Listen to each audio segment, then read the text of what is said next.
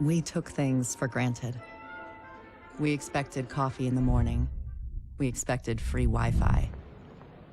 When those were taken from us, we survived.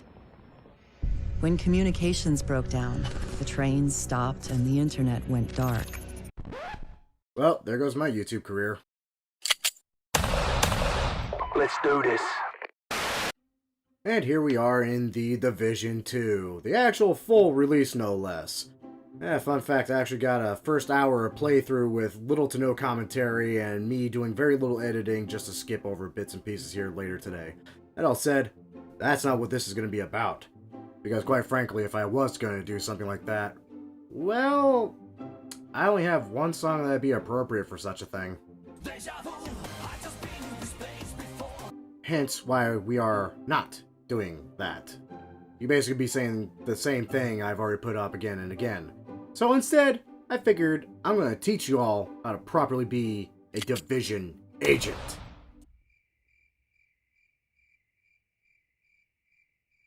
What, y'all don't think that sounds cool?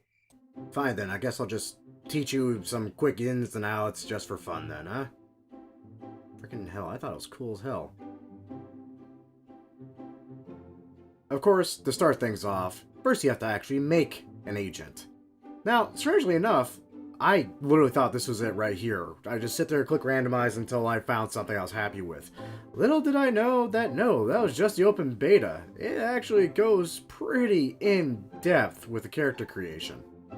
You see, once you go over into the next screen, your entire world opens up. We got head shapes, skin tones, multiple hair choices, facial hair, it just goes on, and there's even further customization options even in that. I mean, for God's sakes, you want just flamboyantly green hair? You want to be Jacksepticeye in The Division? You know what? Oddly enough, you could do that. I wasn't kidding when I said it was just a little over the top with some of the options. I mean, here I am as a redneck Donald Trump. I mean, if you want to do that. I will build a great wall. You get the point. Anyway, moving on to something a little bit more useful than scars and facial hair and make your guy potentially look like the Joker. There is no small amount of gear in this game, ranging from masks, backpacks, body armor, gloves, knee pads, and holsters. And even those come in their own variety sets. Even those come in their own specialized sets. There's just a horde of gear in all this. Okay, but what makes all those special? That's a fair question. And honestly, it just comes down to the color, and the rarity, and if they're specialized or not. Like, and honestly, I gotta make an entirely other video just to describe what all this means. But essentially, the rule of thumb is, if it's green or blue, it's better than what you probably have. And of course, there's a handy little marker there that goes green if it's better than what you're wearing in armor-wise, and goes red if it's worse. That said, sometimes just because it has less armor attached to it doesn't mean it's necessarily worse, because some of these things have other wonderful little effects to them. Now I know it says skills, but honestly these are more like gadgets in my personal opinion. You got everything from little mobile turrets, whatever that is, flying drones that can bombard enemies or refill your armor/health, seeker mines that will actually roll along the ground and track your enemies, all the way up to a ballistic shield. And honestly, most of these are just personal choice. Sadly, I haven't gotten into much of this yet. I know what the turret does, I know what the shield can do, I know what the drone does and all that. But again, this is all going to be personal choice. Do you want to be the wonderful heavy hitter that can just put down a crap ton of firepower? Or do you want to be the defensive juggernaut that can just wade through bullets? Honestly, the choice is yours.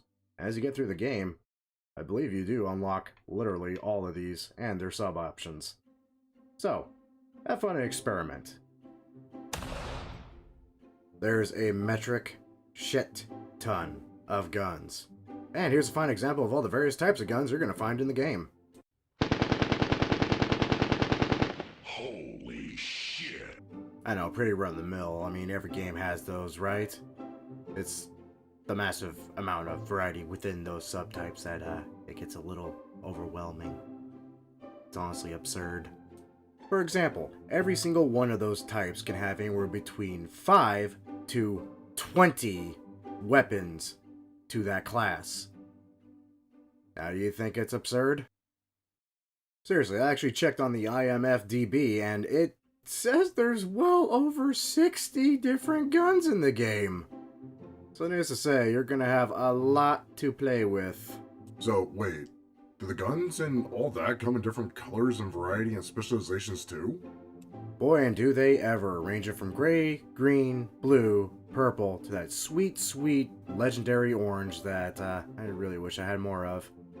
Needless to say, this is less of a tactical third-person shooter and more of a tactical RPG.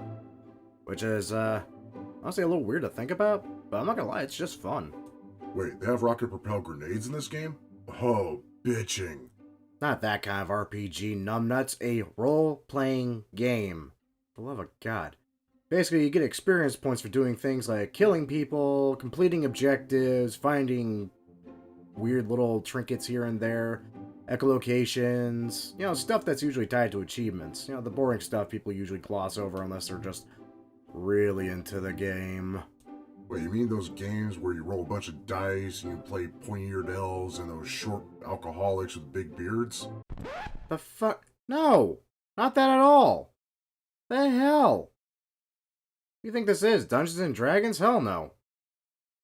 Though it'd be kind of cool to shoot a dragon with an M60, I won't lie. I deserve that, don't I?